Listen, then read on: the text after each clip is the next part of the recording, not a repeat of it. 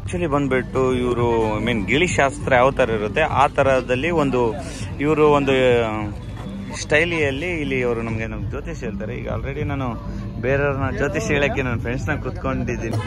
ಜಲ್ ಮಹಲ್. ನಮಸ್ಕಾರ ಜೈಪುರ್, ನಾನು ನಿಮ್ಮ ರಘು ಪ್ರಯಾಣಿಕ. ನಾನು ಎಲ್ಲಿದ್ದೀನಿ ಅಂತ ನಿಮ್ಗೆ ಈಗ ಆಲ್ರೆಡಿ ಗೊತ್ತಾಗಿರ್ಬೇಕು.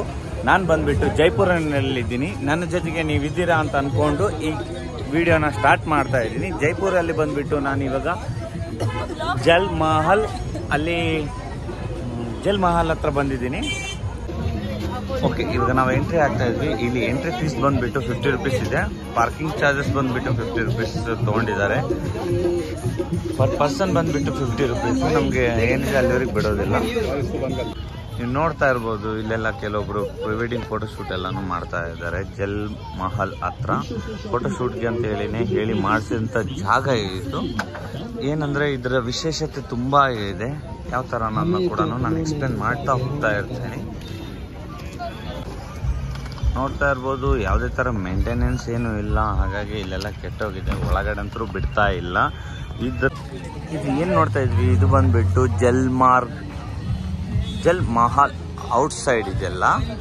ಹೊರಗಡೆ ಎಲ್ಲ ನೋಡೋಕ್ಕೆ ಸಿಕ್ಕಾಪಟ್ಟೆ ಡಿಸೈನ್ ಇದೆ. ಒಳಗೆ ಏನಿದೆ ಇದು ರಾಜ, ಆನೆ ಇವೆಲ್ಲ ಒಂಥರ ಆಗಿನ ಸಾಮ್ರಾಜ್ಯ ಯಾವ ಥರ ಇತ್ತು ಆ ಥರದನ್ನೆಲ್ಲ ಶೋ ಮಾಡಿದ್ದಾರೆ ಅವರು. ನೋಡ್ತಾ ಇರ್ಬೋದು. ಇವಾಗ ನೀವು ಆನೆ ಮೇಲೆ ಬಂದ್ಬಿಟ್ಟು ರಾಜ, ಅದರ ಹಿಂದೆ ಸೈನ್ಯಾಧಿಪತಿ, ಸೈನಿಕರು, ತುಂಬ ನೋಡೋಕ್ಕೆ ಚೆನ್ನಾಗಿದೆ. ಆ್ಯಕ್ಚುಲಿ ಹೇಳ್ಬೇಕಂತಂದರೆ ಇದು ನೈಟ್ ಟೈಮಲ್ಲಿ ನೋಡೋ ಅಂಥ ಮಹಲು. ಲೈಟಿಂಗ್ಸ್ ಎಲ್ಲ ಸಖತ್ತಾಗಿದೆ. ನಿಮ್ಗೆ ಆದಷ್ಟು ನಾನು ನೈಟ್ ಕೂಡ ತೋರಿಸ್ತೀನಿ, ನೋಡ್ತಾ ಇರಿ. ಹಾಗೆ ವಿಡಿಯೋ ನೋಡ್ತಾ ಲೈಕ್ ಮಾಡೋದನ್ನ ಮರಿಬೇಡಿ. ಜೊತೆಗೆ ಚಾನಲ್ನ ಸಬ್ಸ್ಕ್ರೈಬ್ ಮಾಡಿ ತಪ್ಪದೇನೆ ನಮಗೆ ಸಪೋರ್ಟ್ ಮಾಡ್ತೀರಾ ಅಂತ ಅಂದ್ಕೊತ ಈ ವಿಡಿಯೋನ ಮತ್ತೆ ಹೆಚ್ಚಿನ ಜನರಿಗೆ ಶೇರ್ ಮಾಡ್ತೀರಾ ಅಂತಲೇ ಅಂದ್ಕೊತಾ ಇದ್ದೀನಿ.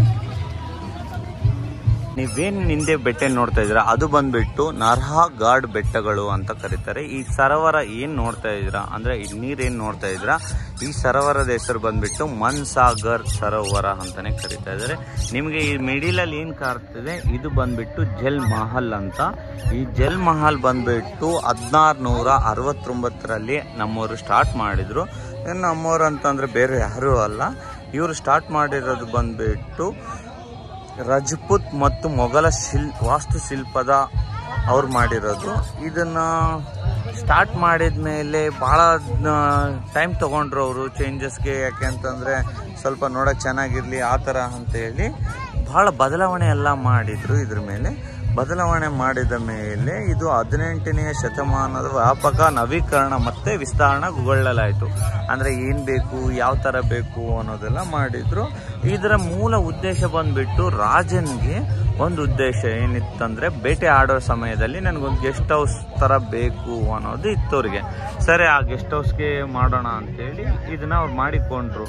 ಆಮೇಲೆ ಅವರು ಮನಸ್ಸನ್ನ ಬದಲಾವಣೆ ಮಾಡಿಕೊಂಡು ನಮಗೆ ಒಂದು ಅರಮನೆನೇ ಮಾಡಿಬಿಡೋಣ ಅಂಥೇಳಿ ಅರಮನೆ ಮಾಡಿಕೊಂಡ್ರು. ಇದು ಜೈಪುರದಲ್ಲಿ ಮಾಡಿಬಿಟ್ರು. ಆಮೇಲೆ ಬಂದುಬಿಟ್ಟು ಅವರು ಸುತ್ತ ಮಳೆ ಬಂದರು, ಗುಡುಗು ಬಂದರು, ಏನಾದರೂ ಸುನಾಮಿ ಬಂದರೂ ಕೂಡ ಏನೂ ಆಗಬಾರ್ದು ಅನ್ನೋ ಒಂದು ಉದ್ದೇಶದಿಂದ ಇಲ್ಲಿ 2 ಆಣೆಕಟ್ಟೆ ಕಟ್ಟಕ್ಕೆ ಸ್ಟಾರ್ಟ್ ಮಾಡಿದರು. ಆಣೆಕಟ್ಟ ಯಾವಾಗ ಕಟ್ಟಕ್ಕೆ ಸ್ಟಾರ್ಟ್ ಮಾಡಿದ್ರು ಅವಾಗ ಬಂದುಬಿಟ್ಟು ಈ ಮಾಲ್ ಒಳಗಡೆ ಎಲ್ಲ ನೀರು ಬಂದುಬಿಡ್ತು. ಹಂಗಾಗಿ ನೀರು ಬಂದಮೇಲೆ ಇದಕ್ಕೆ ಇನ್ನು ಅವ್ರೇನು ಮಾಡೋಕ್ಕಾಗಲ್ಲ ಅಂಥೇಳಿ ಇದು ಜಲಾವೃತ್ತಿಗೊಂಡಿದ್ಮೇಲೆ ಜಲ್ ಮಹಲ್ ಅಂತಲೇ ಫೇಮಸ್ ಆಗ್ಬಿಡ್ತು. ಈ ಮೊದಲು ಇದಕ್ಕಿಂತ ಮುಂಚೆ ಎಲ್ಲರೂ ಬಿಡ್ತಾ ಇದ್ರು ಇಲ್ಲೆಲ್ಲ, ಈಗ ಯಾರನ್ನೂ ಬಿಡ್ತಾ ಇಲ್ಲ. ಅದು ಮೇನ್ ಪ್ರಾಬ್ಲಮ್. ತುಂಬ ಜನ ಇಲ್ಲೇ ನಿಂತ್ಕೊಂಡು ನೋಡ್ತಾನೆ ಇರ್ತಾರೆ. ಇಷ್ಟಕ್ಕೆ 50 ರೂಪೀಸ್ ಕೊಡಬೇಕು ನಾವು. 50 ರೂಪೀಸ್ ಕೊಟ್ಟು ನೋಡೋದು ಬಿಟ್ಟರೆ ಏನೂ ಇಲ್ಲ. ಇಲ್ಲಿ ಹೊರಗಡೆ ಎಲ್ಲ ಇದ್ಯಾವುದೋ ಸಣ್ಣ ಪುಟ್ಟ ತಿಂಡಿ ಎಲ್ಲ ಮಾಡ್ತಾ ಇದ್ದಾರೆ. ಏನೋ ಅದು ಗೊತ್ತಿಲ್ಲ. ನಾವು ನೋಡೋಕೆ ಹೋಗಲ್ಲ, ತಿನ್ನೋಕ್ಕೆ ಹೋಗಲ್ಲ. ಯಾಕೆಂದರೆ ನಮ್ಮ ಕರ್ನಾಟಕ ಫುಡ್ ಬಿಟ್ಟರೆ ಬೇರೆ ಫುಡ್ ಯಾವುದು ಸ್ಟ್ರೈಟ್ ಆಗಲ್ಲ. ಮುಂದ್ಗಡೆ ಬಂದುಬಿಟ್ಟು ಏನೋ ಒಂದು ಪ್ರೋಗ್ರಾಮ್ ನಡೀತಾ ಇದೆ. ಪ್ರೋಗ್ರಾಮ್ನ ಕೂಡ ನೋಡ್ಕೊಂಡು ಬಂದ್ಬಿಡೋಣ. ಹಾಗೆ ಇದೆ, ಅಷ್ಟು ಚೆನ್ನಾಗಿದೆ. ಇಲ್ಲೆಲ್ಲ 50 ರೂಪೀಸ್ಗೆ ಫೋಟೋಸು ಅವ್ರು 100 ಹೇಳ್ತಾರೆ ಫೋಟೋಸ್ ಇಳಿಸೋಕ್ಕೆ. ಈ ಡ್ರೆಸ್ಸಲ್ಲಿ ನಾವು ಜಸ್ಟ್ 50 ರೂಪೀಸ್ ಕೊಟ್ಟು ಈ ಫೋಟೋಸ್ನ ಏನಿದೆ ಇಳಿಸಿದ್ವಿ. ಡೈರೆಕ್ಟ್ಲಿ ಅವರು ಇಲ್ಲಿಗೆ ಪ್ರಿಂಟ್ ಹಾಕಿ ಕೊಡ್ತಾರೆ. ಜೊತೆಗೆ ಇಲ್ಲೆಲ್ಲ ಕುಲ್ಫಿ, ಐಸ್ ಕ್ರೀಮ್ ಮತ್ತು ನೀವು ಆಗಿನ ಕಾಲದಲ್ಲಿ ಚಪ್ಪಲ್ಸ್ ಏನಿದ್ದಾವೆ ಅವು ಕೂಡ ನೋಡ್ಬೋದು. ಕತ್ಲಾಗ್ತಾನೆ ವಿಡಿಯೋ ಕ್ಲಾರಿಟಿ ಕೂಡ ಕಡಿಮೆ ಆಗ್ತಾ ಇದೆ ಅಂತ ನಾನು ಅನ್ಕೊತಾ ಇದ್ದೀನಿ. ಪ್ರೋಗ್ರಾಮ್ ಬಂದ್ಬಿಟ್ಟು ತುಂಬಾ ಜೋರಾಗಿ ನಡೀತಾ ಇದೆ.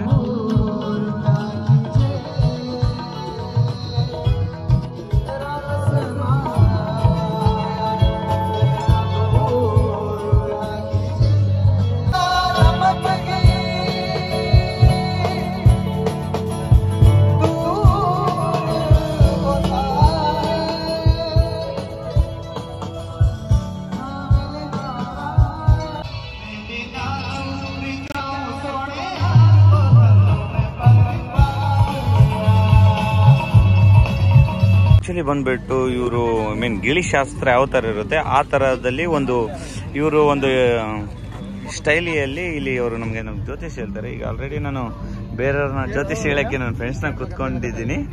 ಅವ್ನು ಏನೋ ಒಂದು ಕ್ವಶನ್ ಕೇಳ್ಬೇಕು ಅನ್ಕೊಂತಿದೆ. ಏನ್ ಕೇಳ್ಬೇಕು ಅನ್ಕೊಂಡ್ಯಾ? ಓಕೆ, ಅವ್ನ ಕ್ವಶನ್ ಬಂದ್ಬಿಟ್ಟಿದ್ದು ಅವ್ನ ಫ್ಯೂಚರ್ ಬಗ್ಗೆ. ಅಷ್ಟು ಕಾರ್ಡಲ್ಲಿ ಇವಾಗ ನಾವು ಆಡ್ತೀವಲ್ವಾ ಪ್ಯಾಕ್ ಕಾರ್ಡು, ಆ ಥರ ಇದೆ ಪ್ಯಾಕು. ಅದರಲ್ಲಿ ಏನು ಬರುತ್ತೆ ಸಿಂಬಲ್ಸು ಅದ್ರ ಮೇಲೆ ಅವರು ಫುಲ್ ಜ್ಯೋತಿಷ್ ಹೇಳ್ತಾರೆ. ಅವರು ಆ್ಯಕ್ಚುಲಿ ಬಂದ್ಬಿಟ್ಟು ನಿಯಾಲಜಿಸ್ಟ್ ಅಂತ ಹೇಳಿದರು. ಅದರಲ್ಲಿ 3 ಕಾರ್ಡ್ನ ಪೇ ಮಾಡಿ ಅಂತ ಹೇಳಿದ್ದಾರೆ. ಅವ್ನು ಯಾವ ಕಾರ್ಡ್ನ ತೆಗಿತಾರೆ ಅದು ಜಾಸ್ತಿ ಹೇಳ್ತಾರೆ. ಇದಕ್ಕಿಂತ ಮುಂಚೆ ನಮ್ಮ ಹಳೆ ಕಾಲದಲ್ಲಿ ಗಿಣಿಶಾಸ್ತ್ರ ಥರ ಏನೋ ಇಂಟ್ರೆಸ್ಟಿಂಗ್ ಆಗಿದೆ. ಟೋಟಲ್ ಒಂದು ಕ್ವಶನ್ಗೆ 100 ರೂಪೀಸು. ಟೋಟಲ್ 10 ಕಾರ್ಡ್ಸ್ನ ಅವನು ಅವ್ರಿಗೆ ಕೊಡಬೇಕು. ಅದರಲ್ಲಿ ಅವ್ರು 3 ನೋಡ್ಬಿಟ್ಟು ಅವ್ನ ಫ್ಯೂಚರ್ ಯಾವುದು ಅಂತ ತಿಳಿಸ್ಕೊಡ್ತಾರೆ.